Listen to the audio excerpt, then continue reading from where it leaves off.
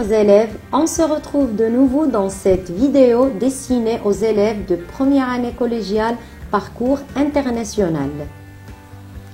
Aujourd'hui, nous allons poursuivre une leçon qu'on avait déjà entamée et qui portait sur la formation des roches sédimentaires.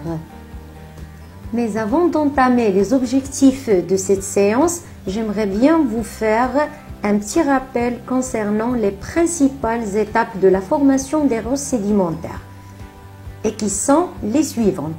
Donc, toute roche sédimentaire passe d'abord par une étape qui s'appelle l'érosion et qui contient deux types. On parle de l'érosion mécanique et de l'érosion chimique. La partie de l'érosion mécanique, je l'ai déjà abordée dans une vidéo précédente. Je vous invite à la voir. Pour ceci, je vous laisserai le lien de la vidéo dans la barre descriptive. On a une deuxième étape, à savoir le transport. Puis après, on a la sédimentation et on finit par la diagenèse. Pour le phénomène de l'érosion, on avait dit que tous les paysages géologiques subissent l'érosion qui change continuellement leur aspect. Donc c'est un phénomène qui façonne les reliefs grâce à l'action de plusieurs facteurs comme le vent, l'eau, les vagues marines, aussi le soleil. Et ici on parle de changement de température entre augmentation et baisse. Et surtout on parle du phénomène de gel-dégel. Puis, on a aussi même les racines des végétaux qui contribuent aussi à la dégradation et la décomposition des roches. Durant cette séance, on va faire la suite de l'érosion. Donc, on va parler de l'érosion chimique et le transport. Alors que les deux dernières étapes seront traitées, bien sûr, dans de prochaines vidéos. Donc, on commence. Pour l'érosion chimique, c'est quoi l'érosion chimique?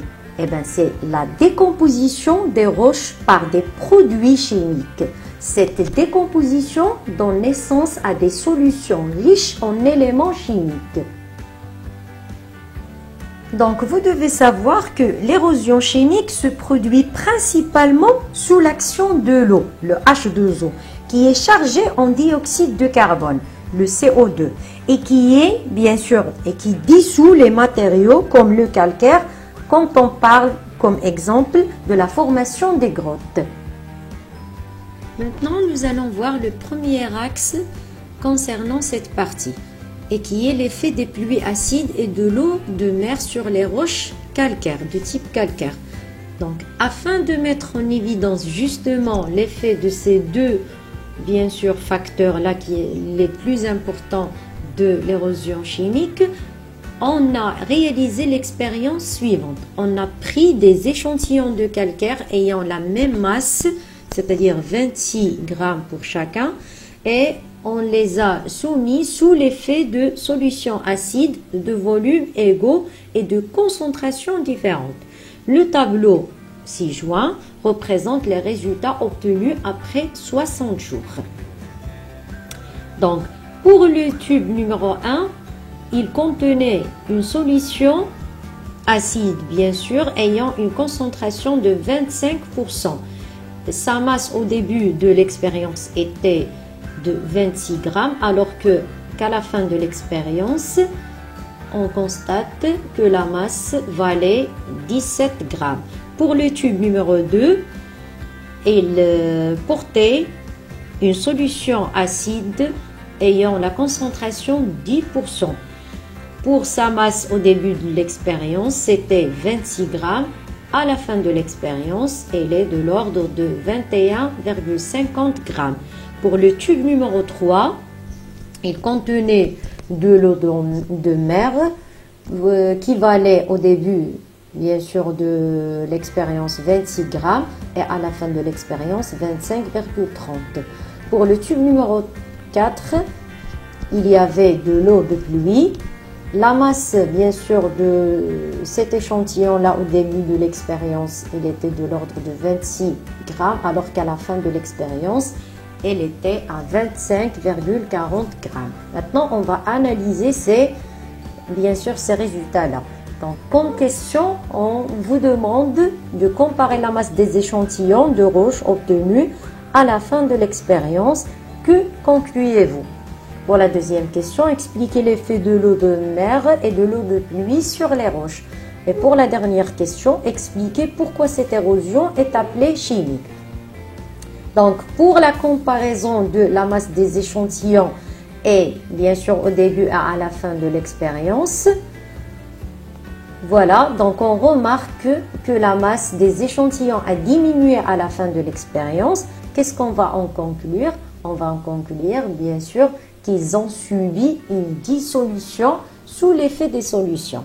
Une dissolution, c'est-à-dire que les matières ou bien les parties qui composent le corps qui était solide a été séparées.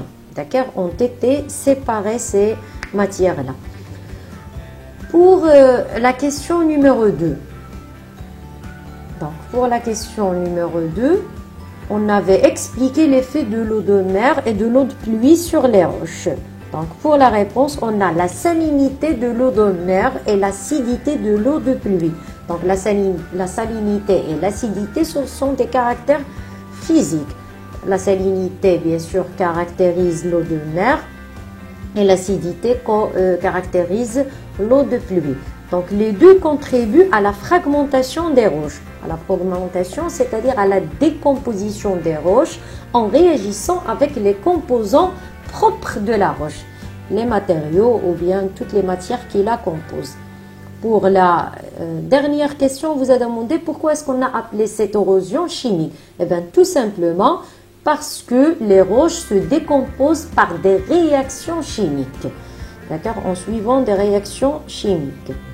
Ici, je vous ai bien sûr mis une petite remarque, c'est que par exemple les marmites des géants que vous voyez sur l'image, donc, sont le résultat de deux types d'érosion. Donc, mécanique, bien sûr sous la force des vagues, et aussi l'érosion chimique par l'eau de pluie et l'eau de la mer acide.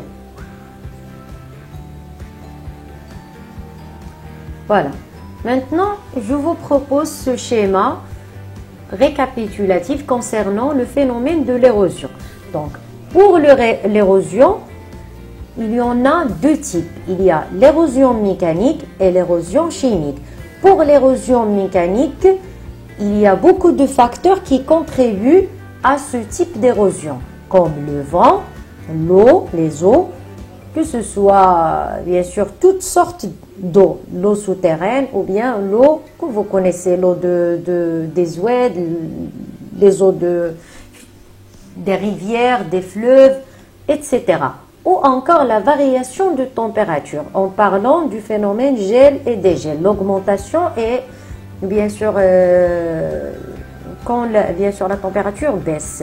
Donc, ces différents facteurs, bien sûr, nous donnent des éléments détritiques qui sont solides, des éléments détritiques, donc comme résultat d'érosion. Pour l'érosion chimique, le principal facteur, c'est les pluies acides et encore l'eau de mer. D'accord? Et ce type d'érosion-là donne naissance à des éléments détritiques plus des éléments dissous qui ont subi une dissolution comme on l'a vu.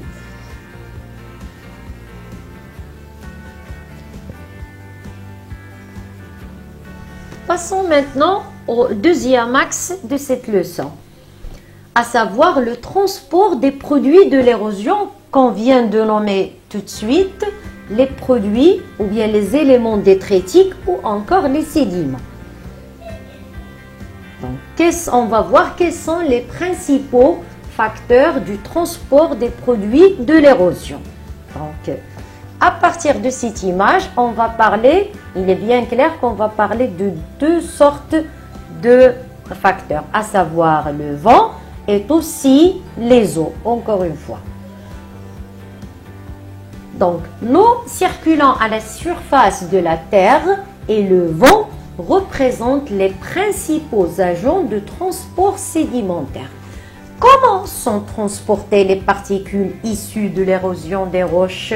C'est ce qu'on va voir bien sûr dans les prochaines diapositives. Alors, le phénomène de transport, en parlant des principaux facteurs, à savoir l'eau et le vent. Donc, les produits de l'érosion sont transportés par les cours d'eau ou bien de vent. D'eau quand on parle d'eau, ou encore de vent quand on parle de l'acteur, plutôt du facteur du vent. Sous forme suspension pour les éléments détritiques qui sont très très fins, c'est-à-dire de très petite taille, par saltation pour les éléments détritiques de moyenne taille et par roulement pour les gros éléments. Je relis cette partie-là parce qu'elle est très importante. Donc, les produits de l'érosion sont transportés par les cours d'eau sous forme soit de suspension pour les éléments détritiques les plus fins, soit par saltation. On va voir c'est quoi ce mot-là, pour les éléments détritiques de moyenne taille et aussi par roulement pour les gros éléments.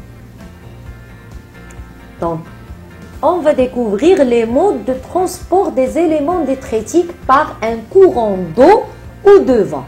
Donc, ce que vous voyez là, ce sont les particules qui sont de grande taille et on vient de dire que leur transport se fait par ce qu'on appelle le roulement. Donc, par roulement, ils vont rouler au fond, par exemple, de l'eau. Donc, ils vont rouler au fond de mer s'il s'agit de ce milieu-là. Ou bien par saltation, comme s'ils sautaient. Donc, ces particules-là vont sauter, donc comme par saltation. Ou encore par suspension. Donc, suspension, c'est numéro 3. Donc, ils vont former une solution avec de l'eau. Ce sont des éléments déjà qui sont dissous dans de l'eau. Numéro 4, ça constitue bien sûr le sens du cours de l'eau. Pour les types de transport par l'eau, c'est en quelque sorte la même chose que le schéma précédent. Donc, on a le roulement, vous voyez comment les éléments détritiques roulent. Donc, pour bien sûr les éléments détritiques ayant une grande taille. Il y en a aussi ceux qui font ou bien qui se transportent par glissement. Il y en a ceux qui se transportent par saltation, comme vous le voyez, sable en saltation. Il y en a encore ceux qui, bien sûr, qui se transportent en suspension.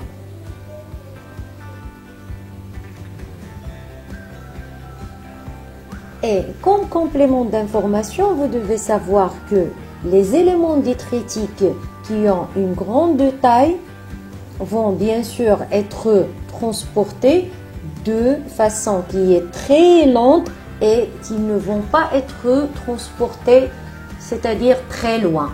Par contre, les éléments détritiques ou les sédiments qui ont une toute petite taille, les éléments très fins, bien sûr, ils seront rapidement transportés et ils seront transportés très très loin. D'accord?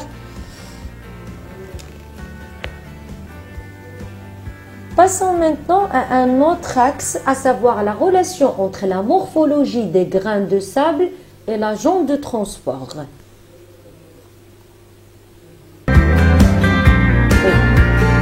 Ici, nous allons voir, comme je l'ai dit, la relation entre la morphologie des grains de sable et l'agent de transport. C'est-à-dire quoi? Prenons par exemple le quartz. Le quartz, c'est un composant dans le sable, c'est un cristal.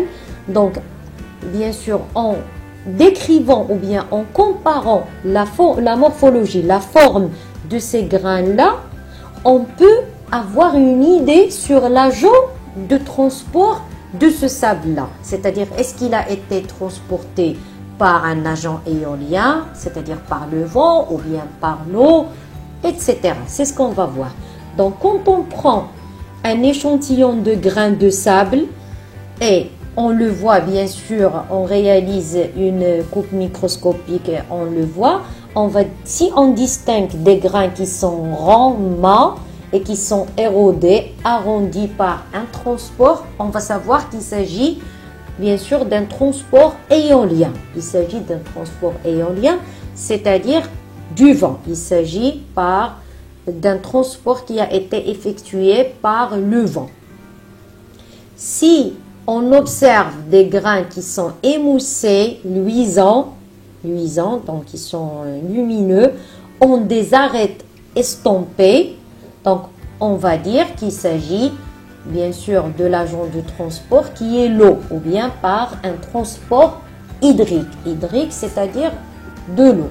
Quand on a des grains non usés, qui n'ont pas été utilisés, qui sont transparents ou colorés, ou encore qui sont anguleux, donc on va savoir qu'ils ont subi un très faible transport. Donc non usés, c'est-à-dire qu'ils sont restés juste à côté de la roche-mère. Ils n'ont pas été transportés comme les autres. Donc, et vous avez ici des exemples de sable éolien. Donc le sable éolien, vous voyez la forme des grains de sable quand il s'agit d'un sable qui a été transporté par le vent. Ce n'est pas la même chose que le sable qui a été transporté par de l'eau dans une plage. Donc il ne s'agit pas du tout comme le sable fluviatile, c'est-à-dire des fleuves ou bien des rivières.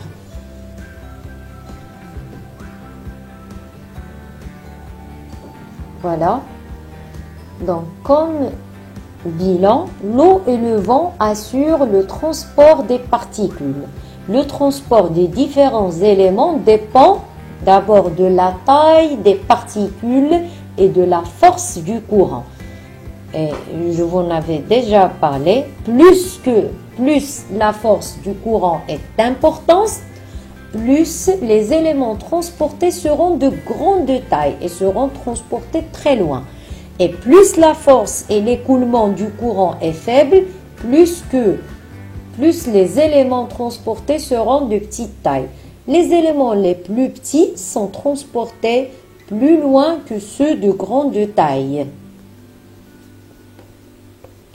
Voilà, donc c'est la fin de la vidéo pour aujourd'hui. Je vous remercie de votre aimable attention.